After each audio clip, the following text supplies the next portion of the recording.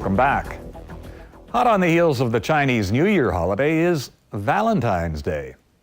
Inflation has made the traditional gifts pricier, but people are still willing to open up their wallets for their loved ones.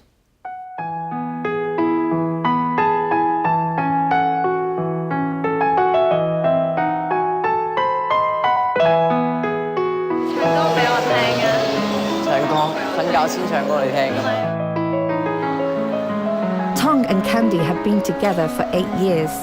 This Valentine's Day, Tong is planning to propose to Candy.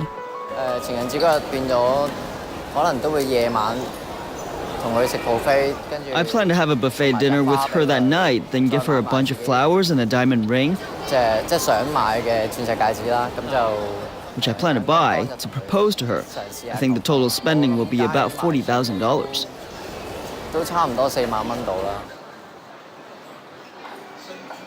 The $40,000 spending includes $30,000 for a diamond ring.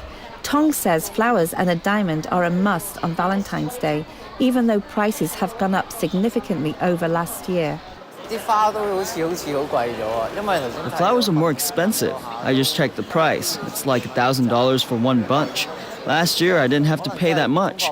Maybe it's inflation. Everything looks more expensive.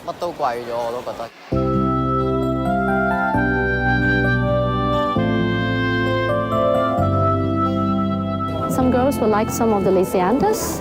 It looks like roses, but it's not. Tiffany Yu runs this flower shop in Sheungwan. She already received hundreds of orders, all for deliveries on Valentine's Day. She says prices are higher this year, mostly because of poor weather conditions in countries she orders from, mainly China, Holland, New Zealand and the US. This year is very cold, and some of the flower stock will be delay, or maybe some of them shortage. Now it's like 20% up and coming to be 30% up. Despite the higher prices, she's confident of a 25% increase in sales to 500 bunches this year compared to the 400 she sold last year. If they want to buy, they will buy it. I think flowers is quite an important for the Valentine's Day, so this money will spend, they will spend it up. Prices for jewelry have also gone up by about 10 to 15% over a year ago. The rise of the diamond price, in fact, was reflected in last year already. If you look at the supply of the diamonds, in fact, there is a little bit shortage.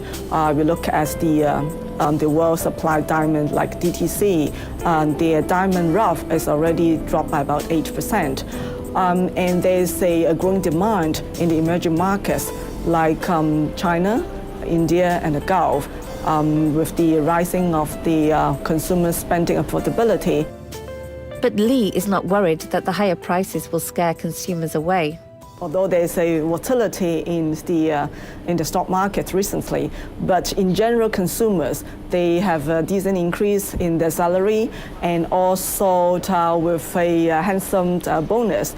We do expect that people will still willing to spend. It's because people still feel the job security, and therefore the feel-rich factor make people willing to spend a little bit more this year. People are looking more at the emotional attachment rather than just looking at the price point now.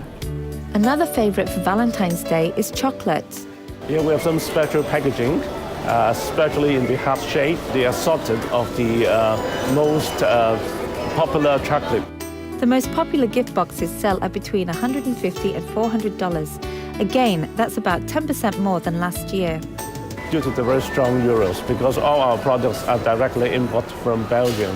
So, with the very strong euros that we have no alternative. There's also increase in the ingredients, especially the cocoa price and the rise in price in the different nuts being used in the chocolates there.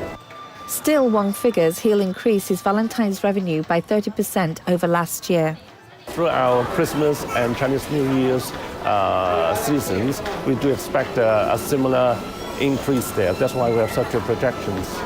We do expect that such an increase because that recently we still have this investment atmosphere. I think it's pretty positive there, and also enhancing with the significant cut in the interest rate. Meanwhile, Tong isn't put off by the increased prices. If $40,000 spending is only for an ordinary Valentine's Day, I think it's expensive. But for a proposal, it's worth it. The Year of the Rat is expected to be another volatile